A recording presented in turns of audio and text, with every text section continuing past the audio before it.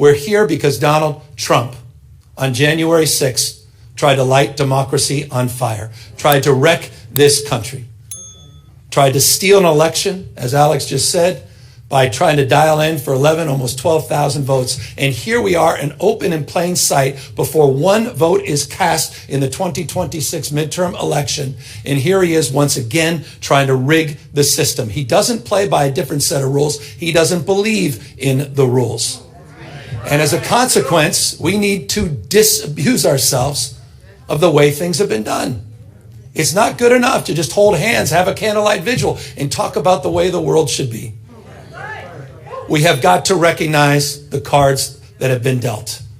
And we have got to meet fire with fire. And we've got to be held to a higher level of accountability. So that's what this is about. It's not complicated. We're doing this in reaction to a president of the United States that called a sitting governor of the state of Texas and said, find me 5 seats. We're doing it in reaction to that act. We're doing it mindful of our higher angels and better angels. We're doing it mindful that we want to model better behavior, as we've been doing for 15 years in the state of California with our independent redistricting commission. But we cannot unilaterally disarm. We can't stand back and watch this democracy disappear. We can't stand back and watch this democracy disappear district by district all across this country, not just in Texas, but in Missouri, where J.D. Vance went just a week ago, in Indiana, in places like Ohio, in places like Florida. We need to stand up, not just California. Other blue states need to stand up. We need to be firm in our resolve. We need to put back. So we're here in that light.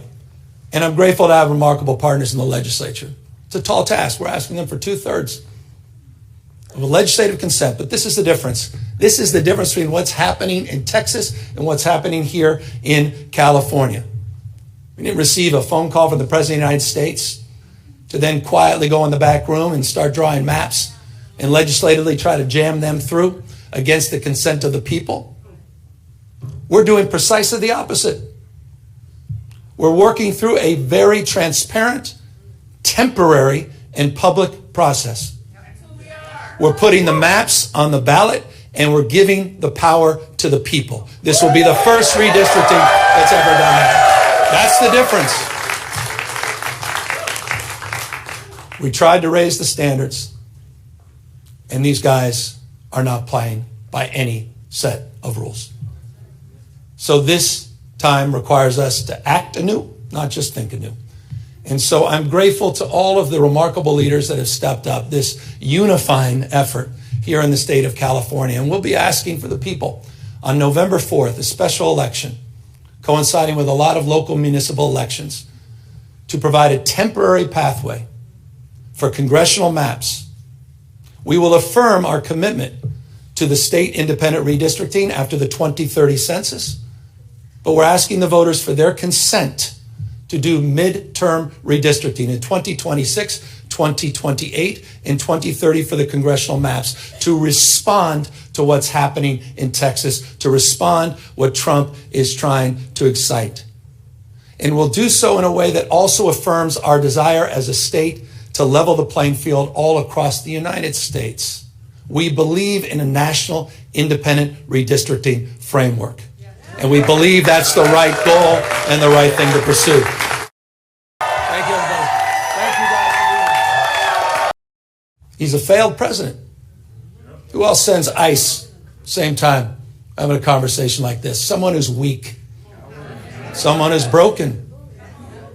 Someone whose weakness is masquerading as strength. The most unpopular president in modern history. An economy that's collapsing all around him. You saw the new wholesale prices going up almost a full percentage point today. Inflation is going up. Job creation is going down. He's trying to rewrite history, Smithsonian, censoring historical facts. And in the spirit of what Adam Schiff said, he's trying to put America in reverse on voting rights, civil rights, LGBTQ rights, on women's rights. He wants to bring us back to a pre-1960s world. That's what this is all about. It's about power. And I want to end on this. And we are about to give power back to the people.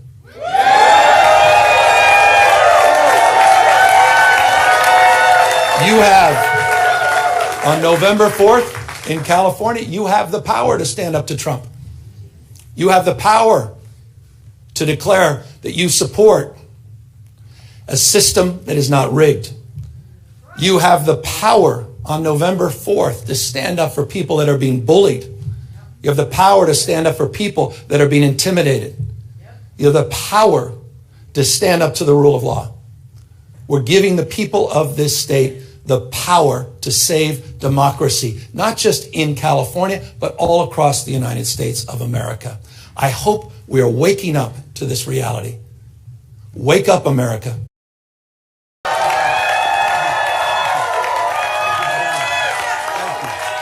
Thank you all very, very much. Thank you.